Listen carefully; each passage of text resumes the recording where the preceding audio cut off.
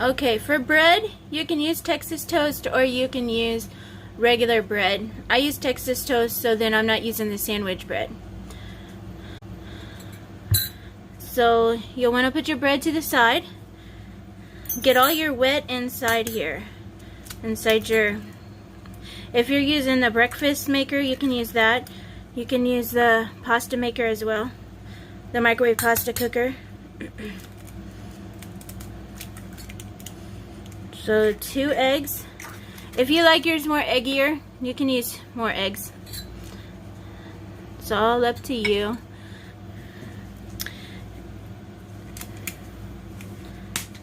And I just eyeball it. However much I need or want, I just put in there. I have 1 tablespoon of sugar here, but you can use whatever you want. I like it sweet.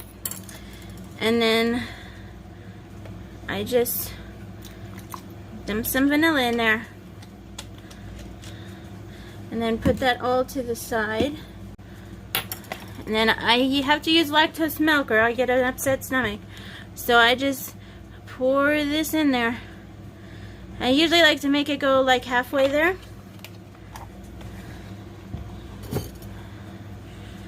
And then you stir this up.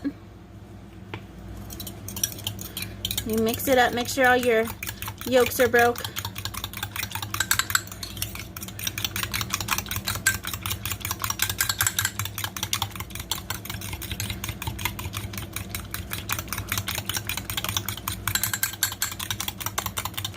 And then I take my bread and I just break it into little pieces.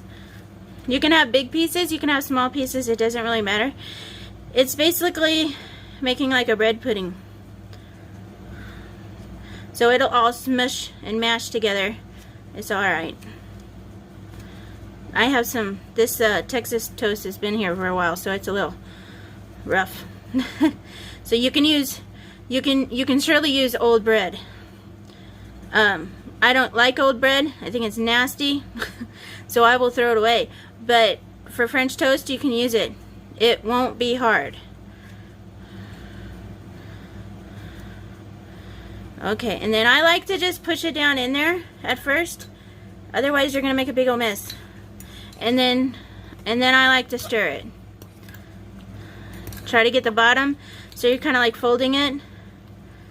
So try to get the bottom in there. And then swirl it around.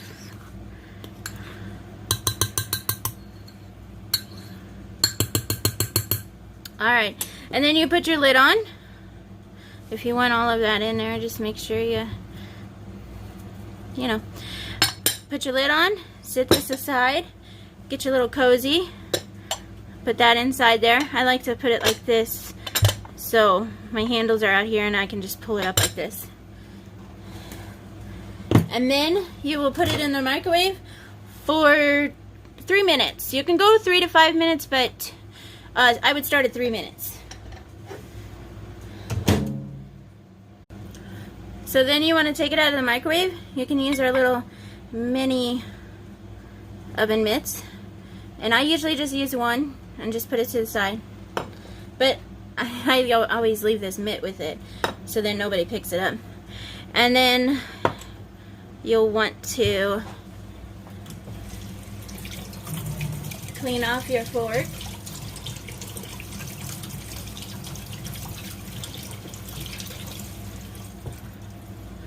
And I usually just go down the middle, make a little cross, and then